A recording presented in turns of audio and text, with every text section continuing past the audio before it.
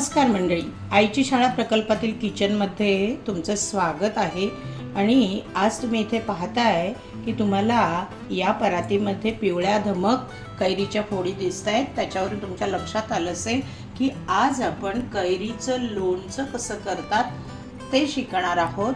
पण या एकाच व्हिडिओत मी लोणच्याचे 3 प्रकार तुम्हाला दाखवणार आहे। चला तर मग सुरुवात करूया। हे बघा मंडळी, मार्केटमधून लोणच्याची वेगळी कैरी मिळते।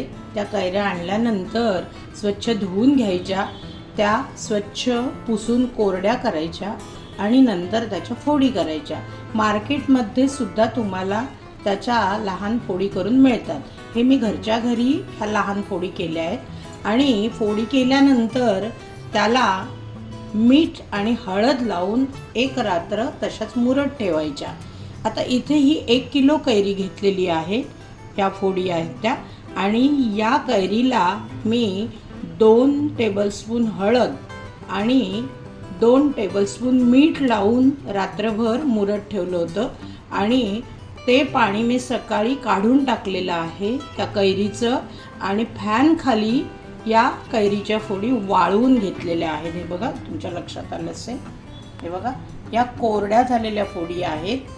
अशा या कोरड्या करून घ्यायच्या फोडी। कपड्यावर वाळत घातल्या तरीही चालतात। एक चांगला स्वच्छ कपडा घ्यायचा, त्याच्यावर या पाण्यातनं काढलेल्या फोडी म्हणजे पाणी गाळून पसरून घ्यायच्या आणि फॅन खाली वाळवून घ्यायच्या। उन्हात वाळवायच्या नाही। तशा या वाळवून घेतलेल्या फोडी आहेत। आता या लोणच्यासाठी काय काय करायचे ती कृती आपण आता पुढे पाहणार आहोत।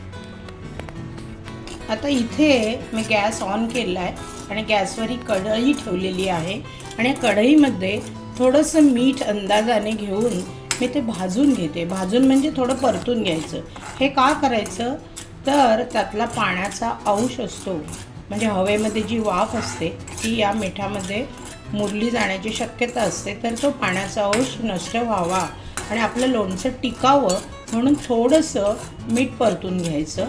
हे आपण अंदाजाने हे मीठ परततोय आणि नंतर लोणच्याला जेवढं लागेल ते आपण त्या प्रमाणात वापरणार आहोत। तर हे फक्त 2 मिनिटासाठी परतायचे। 2 मिनिटंसुद्धा नको, 1 मिनिटसुद्धा बस होतो। आता हे परतून घेतलेलं मीठ मी या वाटीत काढलेलं आहे, ते आपण बाजूला ठेवूया, पण त्याचा उपयोग आपल्याला नंतर करायचा आहे। इथे गॅस ऑन करून परत तीच कढई कोरडी करून मी ठेवलेली आहे। आता आपल्याला लोणच्यासाठी लागणारा मसाला तयार करायचा आहे। त्यासाठी मी हे कढईमध्ये स्वयंपाकाचं तेल घालते आहे। मसाल्यासाठी आपल्याला जास्त तेल नको, फक्त लोणच्यामध्ये ओतण्यासाठी नंतर तेल लागणार आहे। आता आपण फोडणीपुरतं हे तेल वापरणार आहोत। हे बघा, हे 2 पळ्या तेल म्हणजे साधारणपणे 4 टेबलस्पून मी 1 किलोसाठी हे तेल वापरलेलं आहे। ते आपण गरम होऊ देऊया।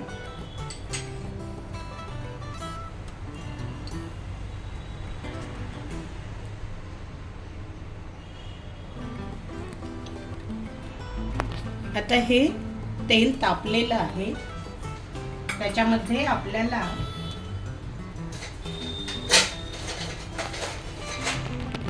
फोडणीचे जिन्नस इथे या तेलामध्ये टाकायचे आहे। तापलेल्या तेलामध्ये व्यवस्थित तेल तापू द्यायचं। आता याच्यामध्ये मी 1 टेबलस्पून ही मेथीची डाळ घालते। हे बघा, ही मार्केटमध्ये अवेलेबल असते।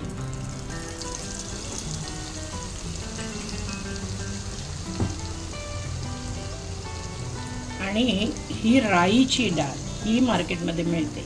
ही 1 किलोसाठी 4 टेबलस्पून घालते। हे बघा,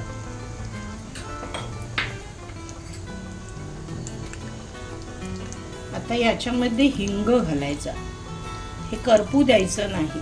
हे बघा, साधारण छोटा चमचा हिंग घालायचा आणि गॅस बंद करायचा आणि ही फोडणी झाकून ठेवायची।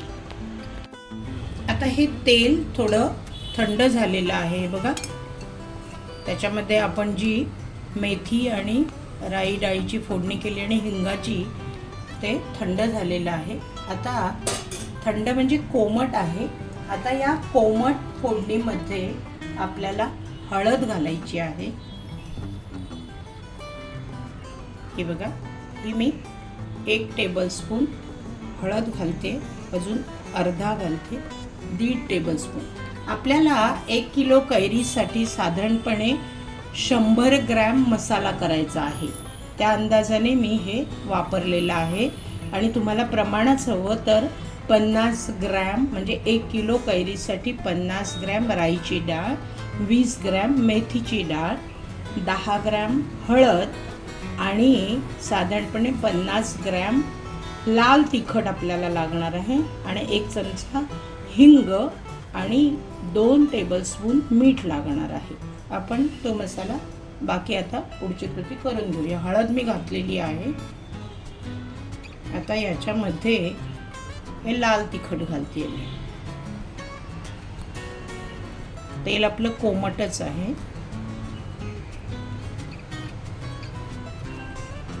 हे बघा, 4 टेबलस्पून मी हे लाल तिखट घातलेलं आहे. आणि मगाशी जे आपण मीठ परतून घेतलं ते पण मीठ या मसाल्याला लागेल असं 2 टेबलस्पून घालते मी. बाकी कैरीला आपण मुरण्यासाठी वेगळं मीठ लावलं होतं, रात्रभर लावून ठेवलं होतं. आता हे व्यवस्थित मिक्स करून घेऊया आपण आणि मग आपल्या कैरीच्या फोडींना लावूया. आता आपला हा मसाला तयार झालेला आहे, तो आपण आपल्या कैरीच्या फोडींना लावून घेऊया. आता हे पहा, या फोडींना व्यवस्थित हा मसाला लावून झालेला आहे. आता आपल्याला याच्यामध्ये फक्त तेल मिक्स करायचं आहे.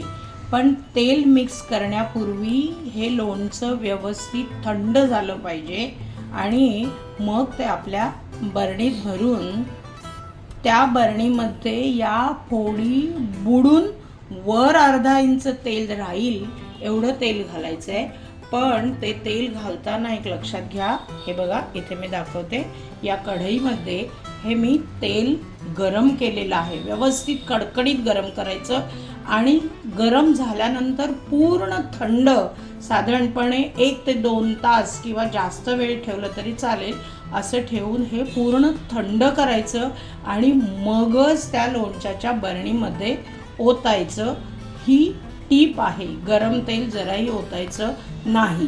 परंतु आता आपल्याला 3 प्रकारचं लोणचं करायचं आहे. मी तुम्हाला पहिलंच बोलले की एकाच प्रकारचं लोणचं करता करता मी 3 प्रकारचं लोणचं शिकवणार आहे.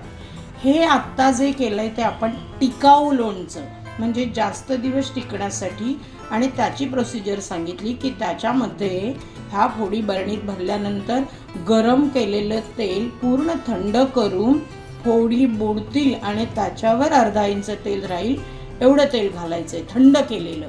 आणि जर तुम्हाला फ्रेश लोणचं खायचं असेल, म्हणजे सण समारंभ आहे, लग्न समारंभ आहे किंवा पाहुणे येणार आहेत आणि आधीचं लोणचं संपलेलं आहे, कैऱ्या तयार आहेत, तर मग लगेच लोणचं घालायचं असेल तर ही इथपर्यंत कृती मसाल्याची करायची आणि त्याच्यामध्ये साधारणपणे या फोडींना लागेल एवढं गरमच तेल घालायचं. फ्रेश लोणच्यासाठी साधारणपणे 1 वाटी, छोटी 1 वाटी तेल बस होईल फ्रेश लोणच्यासाठी. आणखी तिसरा प्रकार मी सांगते तुम्हाला की जर गुळाचं लोणचं करायचं असेल तर याच प्रोसिजरप्रमाणे सगळा मसाला लावून घ्यायचा. तिखटाचं प्रमाण थोडंसं कमी ठेवायचं, अर्धा चमचा, आणि मग चांगलं गूळ, केमिकल विरहित गूळ किसून ते त्याच्यामध्ये, म्हणजे तेल घातल्यावर त्याच्यामध्ये ते गूळ मिक्स करायचं. पण 1 वाटी तेल न घालता फ्रेश लोणच्याला जी आपण 1 वाटी तेल घालणार आहोत त्याच्यापेक्षा अर्धी वाटी तेल घालायचं आणि पाऊण वाटी 1 किलोला गूळ घालायचं. 1 वाटी भरून घातलं तरीही चालेल. अशा प्रकारे आपल्याला 3 प्रकारचं लोणचं मी तुम्हाला एकाच या प्रकारातून शिकवलेलं आहे. आता आपल्याला फक्त या फोडी बरणीमध्ये भरून त्याच्यावर थंड केलेलं तेल ओतायचे. आता हे बघा, ह्या छोट्या बरण्यामध्ये मी हे लोणचं भरलेलं आहे आणि ते व्यवस्थित असं हलवून ते खाली बसेल अशा प्रकारे बरणी हलवायची आणि गरम करून थंड केलेलं तेल त्याच्यामध्ये ओतायचं आहे. हे बघा,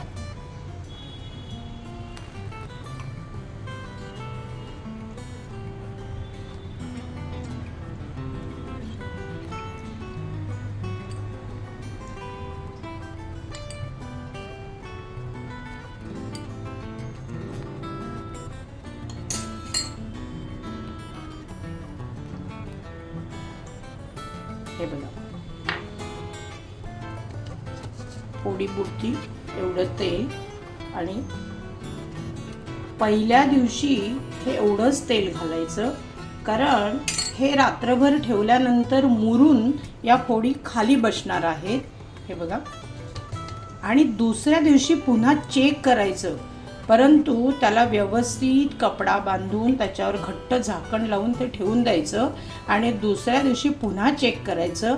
म्हणजे फोडी खाली बसल्यानंतर दुसऱ्या दिवशी पुन्हा आपलं गरम करून थंड केलेलं जे शिल्लक तेल आपण ठेवणार ते घालायचं, कारण मग आपल्याला अंदाज येतो की त्या फोडी बुडल्या आहेत की नाही, कारण तेल खाली खाली जातं.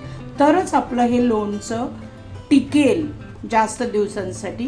ही इथे टीप आहे. तर अशा प्रकारे तुम्ही तुमच्या घरी या पद्धतीने 3 प्रकारचं लोणचं करू शकता. हे बघा, आणि मस्तपैकी त्याचा आस्वाद घेऊ शकता आणि घरच्यांना अगदी खुश करू शकता. तर नक्की करा मंडळी. आणि आवश्यक सूचना म्हणजे लाईक, शेअरिंग, कमेंट्स बरोबर आईची शाळा चॅनल सबस्क्राईब करायला विसरू नका आणि बेल आयकॉनचं बटन पण प्रेस करा. हे बघा, छानपैकी आंबट, तिखट, झणझणीत, चमचमीत असं लोणचं तयार झालेलं आहे. उद्या मी तुम्हाला परत दाखवीन ते, म्हणजे मुरलं की नाही तेही दाखवेन. आता हे बघा, या लोणच्याच्या फोडी खाली बसल्यानंतर पुन्हा गरम करून थंड केलेलं तेल जे होतं शिल्लक, ते मी त्या फोडी बुडून वर अर्धा इंच येईल असं तेल घातलेलं आहे. हे बघा, दोन्ही बरण्यामध्ये तुमच्या लक्षात येईल. हे वरपर्यंत तेल का घालायचं, की त्याच्यातून ती हवा निघून गेली पाहिजे आणि आपलं लोणचं अधिक दिवस टिकलं पाहिजे. अशासाठी ही प्रोसिजर करायची आहे. आता याच्यावर ॲल्युमिनियम फॉईल किंवा प्लॅस्टिक पेपर किंवा तुमच्याकडे ते नसेल अवेलेबल तर स्वच्छ कपडा याच्यावर बांधायचा आणि मग त्याच्यावर अशा प्रकारे घट्ट झाकण लावायचं. आणि जेव्हा तुम्ही हे लोणचं वापरायला काढाल मुरल्यानंतर, तेव्हा सुद्धा हात कोरडे ठेवायचे, स्वच्छ चमचा वापरायचा, त्यालाही पाणी असताना तोही चमचा कोरडा असावा आणि पुन्हा व्यवस्थित ते झाकून, म्हणजे तशाच प्रोसिजरने सुरुवातीला केली तीच प्रोसिजर करून ते घट्ट झाकून ठेवायचं आणि प्रत्येक वेळी लागेल तेव्हा काढायचं. म्हणजे लोणचं अधिक दिवस टिकतं. ओला हात किंवा ओला चमचा त्याला लावायचा नाही आणि चांगल्या स्वच्छ जागी ठेवायचं आहे हे लोणचं. तर अशा प्रकारे तुम्ही नक्की करा. धन्यवाद मंडळी.